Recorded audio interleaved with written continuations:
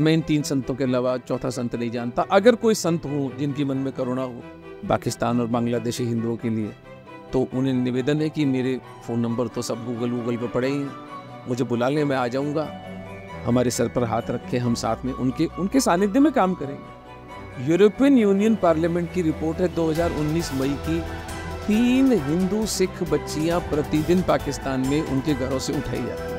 अब बांग्लादेश हिंदुओं का नरसंहार चालू हो गया, जिस पर मैं गत 12 वर्षों से लिख रहा हूँ कि अगला नंबर बांग्लादेशी हिंदुओं का है। नमस्कार दोस्तों, मिस्टिक इनसाइट्स क्लिप्स देखते रहिए to make yourself strong spiritually, physically, mentally and socially, and to get more updates subscribe the channel.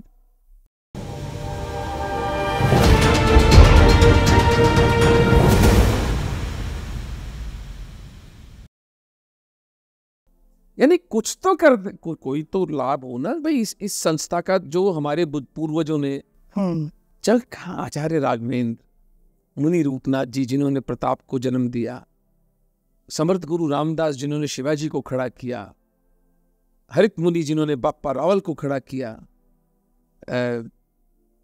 वो हरिहर और बुक्का के गुरु थे जो दंडकारण्य, नाम पता नहीं उनका नाम भूल रहा है मेरे। ये संत परंपरा थी भाई। संत वो जिसकी आज्ञा से समाज कट मरने को खड़ा हो जाए। ये बात सही है आप। उसकी प्रज्ञा होती है, उसका तपश्चर्या होती है, उसका तप होता है इतना, उसकी शुचिता पवित्रता होती है, उसका आदेश योगिक आदेश होता है। वो किसी को नहीं देखता, वो राजनीति को नहीं देखेगा, वो पैसे वाले सेठ को नहीं देखेगा। ये तो देखते ही इधर रहते हैं कि देखे वो राजनेता आया क्या, वो उस सेठ वो कितना खुश हुआ मेरी बात से। अरे तुम यार, इनको तुष्ट करने वाले लोग और तुम किस बात के संत? दुनियादारी है। तो ये हमारी इस पूरी संत व्यवस्था का फेलियर है। 1-2 अपवाद है इसमें। एक तो दीदी माँ साध्वी रितंबरा, और वो मेरे लिए देवतुल्य है मेरे लिए, मैं उनकी बहुत सम्मान करता हूँ। पाकिस्तानी हिंदुओं के विषय पर उन्होंने हमेशा मेरा हाथ पकड़ा, मेरे सर पर हाथ रखा, हमें सब सहायता करती हैं दीदी माँ। माँ भगवती उनको लंबी आयु दे। एक देवकी नंदन जी हैं, ये 2 संत ऐसे हैं, और एक युधिष्ठिर जी महाराज हैं वहाँ पर रायपुर में। मैं इन 3 संतों के अलावा चौथा संत नहीं जानता। अगर कोई संत हो जिनकी मन में करुणा हो पाकिस्तान और बांग्लादेशी हिंदुओं के लिए, तो उन्हें निवेदन है कि मेरे फ़ोन नंबर तो सब गूगल पे पड़े ही हैं, मुझे बुला लें, मैं आ जाऊंगा। हमारे सर पर हाथ रखे, हम साथ में उनके सानिध्य में काम करेंगे। हम तो संतों के पीछे चलना चाहते हैं, लेकिन चोरों के पीछे हम नहीं चलेंगे। संतों के पीछे चले, ठगों के पीछे हम नहीं चले।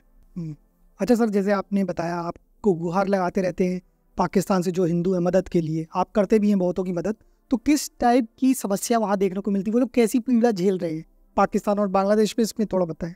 यार क्या बताऊं मैं आप, नहीं लोगों को पता होना चाहिए तो एक इतना पीड़ादायक प्रसंग है कि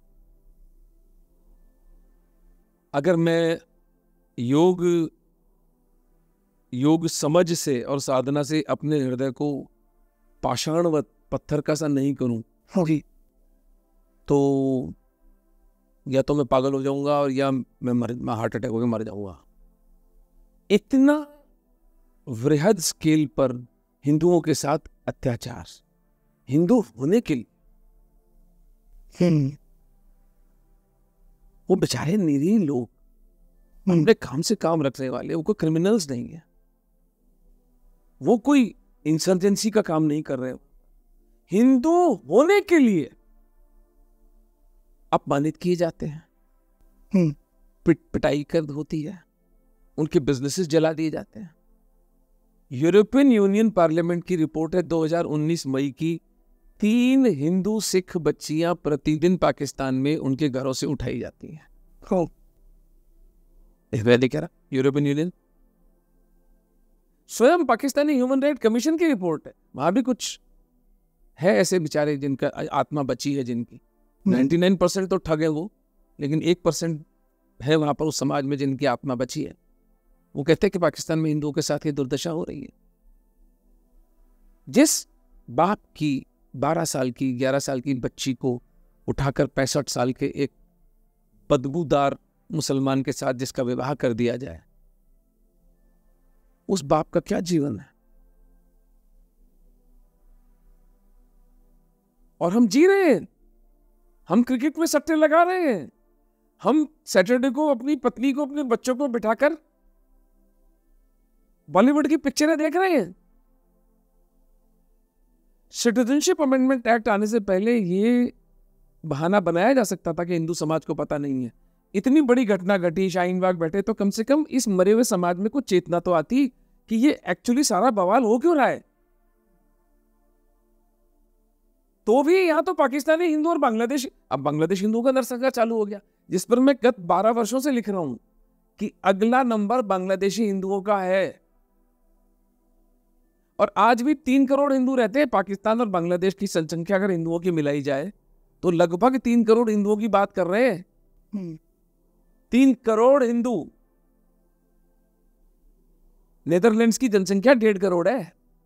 2 नेदरलैंड्स बसे हुए हैं पाकिस्तान और बांग्लादेश में, जो 70 साल के दंश झेलने के बाद भी हिंदू धर्म का साथ नहीं छोड़ते। यहां नहीं है तमिलनाडु में और यहां पर जो चावल की बोरी पर धर्म परिवर्तन कर रहे हैं हिंदू, ऐसे गए गुजरे हिंदू नहीं है वो। ये पंजाब में जो तांडव चल रहा है कन्वर्जेंस का, विलक्षण हिंदू है। तो don't you think they deserve a chance at a dignified life? एक सम्मान का जीवन उन्हें देना क्या हर हिंदू का कर्तव्य नहीं बन जाता?